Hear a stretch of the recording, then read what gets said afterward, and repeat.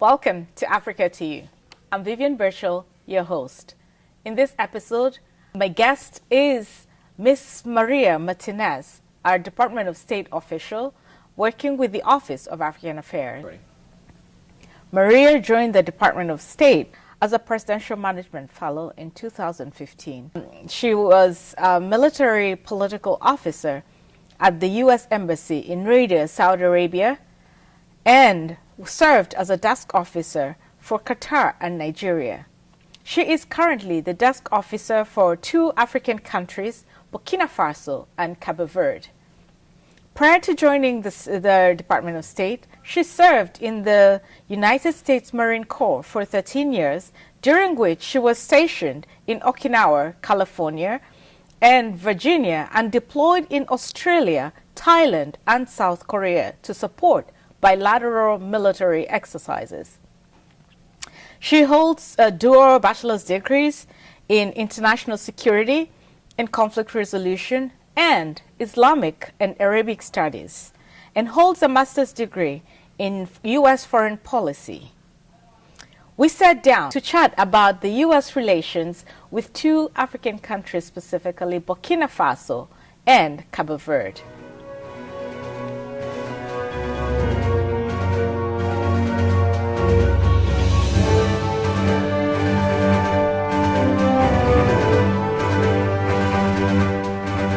Welcome to the show, Maria. Thank you for having me. Let me take this opportunity to thank you for serving our country, the United States. Thank you for serving. Oh, you're welcome. Thank you very much for saying that. So it's been 200 years since the United States opened its first consulate in sub-Saharan Africa in Cabo Verde, then our Portuguese colony. What are some of the key cooperation areas and goals for the U.S. and Cabo Verde today? So one of our key areas of cooperation is promoting economic growth that is driven by the private sector. We have the Millennium Challenge Corporation that has completed two compacts in Cabo Verde. The first one was signed in 2005. It was approximately $110 million. It focused on expanding Cabo Verde's port of Praia. Also, it focused on building bridges and roads to promote the internal integration of Cabo Verde's markets and also to reduce transportation costs. And then, in addition to that, Cabo Verde also signed another compact in 2012. And that one focused on the water, sanitation, and land title and registration sectors. And this is all focused on promoting private investment. So Cabo Verde is the first country to complete two MCC compacts. So we look forward to promoting American business investment in Cabo Verde. It's a stable country, and it has the distinction of being one of the only countries to complete two MCC compacts. But aside from that, one of our other priorities with Cabo Verde is maritime security and strengthening Cabo Verde's maritime security capabilities. Our Department of Defense, along with our U.S. Coast Guard, continuously trains and conducts military training exercises with Cabo Verde's security forces. We also provided 10 harbor patrol boats in November of 2017. So these have proven to be very useful for the Cabo Verdeans. They have already conducted a rescue mission and in between the islands, which is a little bit difficult sometimes navigating from one island to the other. And so in this case, they were able to use the patrol boats when to conduct a search and rescue mission when one of the flights was not able to transport the Cabo Verdeans to this crime scene. So how many islands does Cabo Verde have? Cabo Verde has, I believe, 10 islands and 8 small islets. So are they all habitable? No, not all of them are habitable. No. All right. I was just curious. So I know you're also the focal person for Burkina Faso. So Burkina Faso is part of the Sahel G5 Regional Cooperation Framework, along with Chad, Mali, Niger, and Mauritania. What is the role of the G5 in protecting the Sahel region from extremists, and how has the United States helped with this process? Yes, so the G5 Sahel established a joint force back in February 2017, mainly focused right now on counterterrorism operations. The United States has provided, we announced, 60 million a year ago in 2017. Right now, we are up to $110 million of bilateral security assistance to the G5 Sahel Joint Force, and that will continue to grow depending on the needs that are identified by each of the G5 Sahel countries. For Burkina Faso, we will be providing approximately 46 million in bilateral security assistance. Some of that will be vehicles, training, protective equipment, so that they can conduct operations as part of the G5 Sahel Joint Force. Yes. Both Cabo Verde and Burkina Faso are eligible for preferential trade benefits under the African Growth and Opportunity Act, or what people know as AGOA. How has this program propelled economic growth in those countries? Yes, it's been a little bit difficult, for both Cabo Verde and Burkina Faso to maximize the AGOA benefits. Mm-hmm. We are using USAID's West Africa Trade Hub to help them come up with strategies to maximize their AGOA benefits. I would say that the Millennium Challenge Corporation in the long term will have had more of an impact in promoting economic growth. What is this Millennium Act that you're talking about? The Millennium Challenge Corporation, it's one of our agencies that is focused on reducing poverty through economic growth. Mm-hmm. But they you also have to qualify for a compact. There's a report card that comes out, and countries have to meet certain requirements in order to be eligible for this type of assistance under the Millennium Challenge Corporation Compact. And like I mentioned earlier, for Cabo Verde, we helped them expand the port of Praia. We also focused on building roads and some of the bridges, and reforming the land title registration process. But for Burkina Faso, as I mentioned earlier, Cabo Verde has completed 2 compacts already. Burkina Faso completed 1 compact. And now we are in the process of developing another compact that will focus on Burkina Faso's energy sector and human capital development. And that's mainly because the poor quality of energy and low access to energy in Burkina Faso, as well as a low-skilled workforce, these 2 were identified as one of the main constraints to economic growth in Burkina Faso. And so that's why the Millennium Challenge Corporation will focus its next project on these 2 areas. So it's still being developed. We don't have a final number of how much that will cost, but it should be a few $100 million once the assessment and the projects are completed. But we still haven't signed anything, so. Right. I'm out of curiosity, which people take part in developing these compacts and programs? Yes, it's a very good question. There are many, many stakeholders involved. Of course, the Millennium Challenge Corporation has its own team, also working in cooperation with the government of Burkina Faso, the Minister of Energy, a lot of other people involved in Burkina Faso's energy sector, the Sonabil company, which is Burkina Faso's main energy company, of course, the president, Burkina Faso's leadership, our embassy is also involved, so many stakeholders. Yeah, the reason I ask that is it ties into my next question. The diaspora has been identified as critical stakeholders, potential stakeholders, since not many governments or organizations have really tapped into the diaspora. But some have really identified diaspora as critical players in the development of Africa.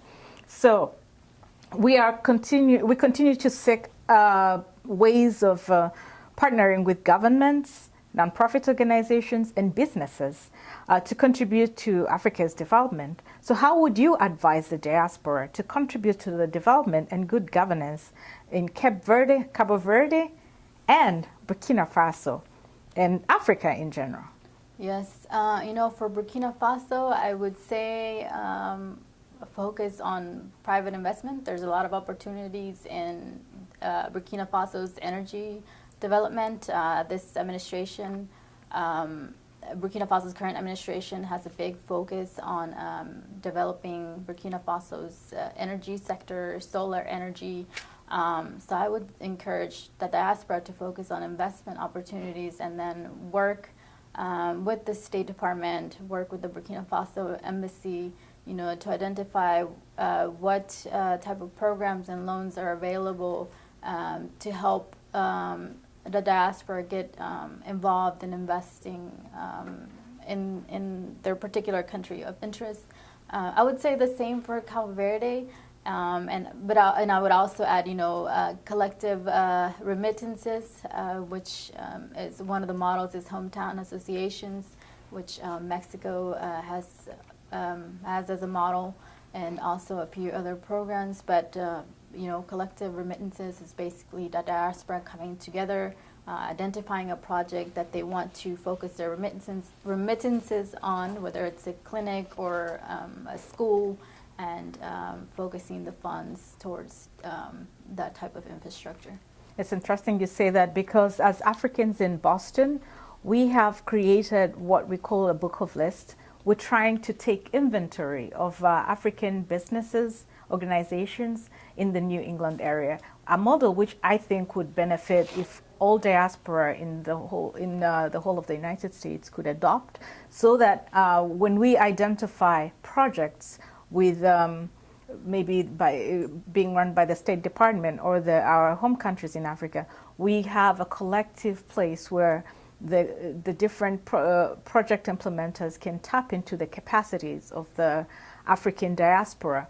And I'm just wondering what other ways we could work with, say, the State Department, if the State Department is implementing projects, say, in Burkina Faso. Mm-hmm.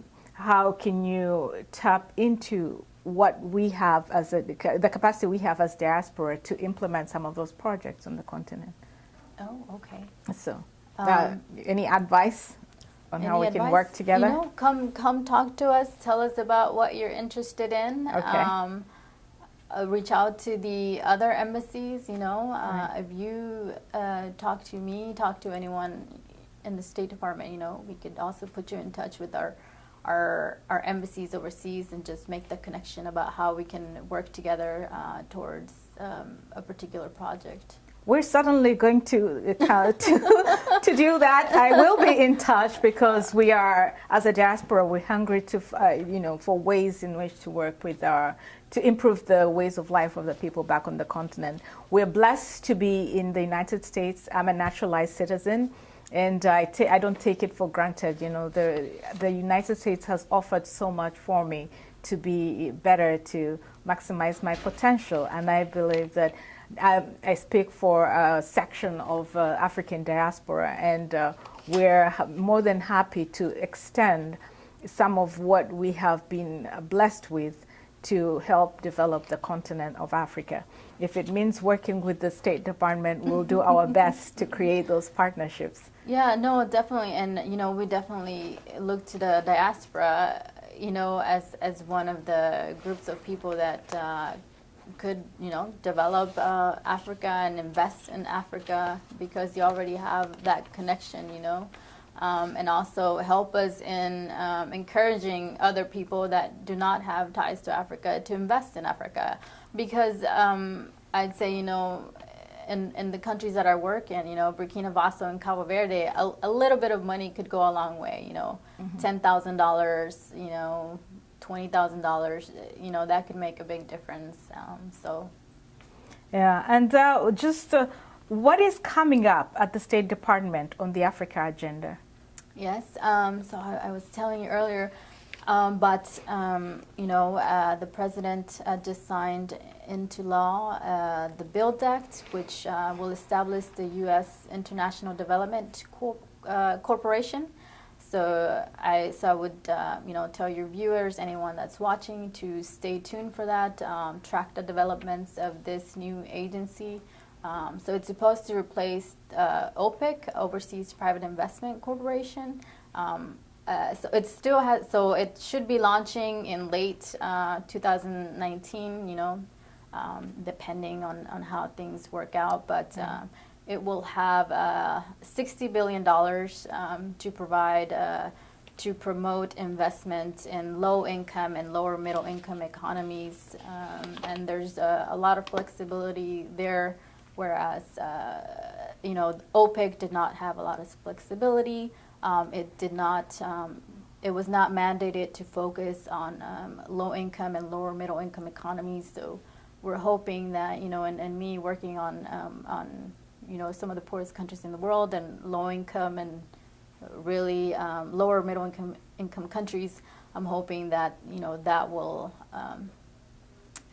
motivate some investors to invest in Africa through this new agency, the International Development Finance Corporation. So I would encourage everyone to stay tuned for how that develops. And then also, we will have our new Africa policy that will be rolling out soon.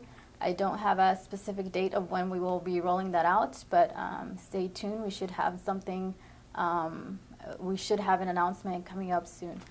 And also our Assistant Secretary for African Affairs will be having a hearing on our Africa policy on December 12th. He has been invited by the House Foreign Affairs Committee to provide a hearing on Africa policy. So stay tuned for that and to learn more about our policy in Africa and what we have coming up. Ms. Martinez, this has been a very informative session. We appreciate all this information because oftentimes as the diaspora and even as African governments and just citizens of the United States, we don't know what is happening behind closed doors. Mm-hmm. We don't know what is happening at the State Department. And it's very easy to assume that there is nothing going on in terms of bilateral relations with Africa. So this has been a great opportunity. Thank you for taking the time out of your very busy schedule to be my guest on Africa to You and teaching us a lot about the bilateral relations between the United States and African countries. And I hope to hear more in the future as these relations continue. And to our viewers, for more about Africa, visit africatoyou.org. or email me at africatoyou.vivian@gmail.com. And you can also watch our episodes at the Acton TV YouTube channel. Thank you for watching Africa to You. Till next time.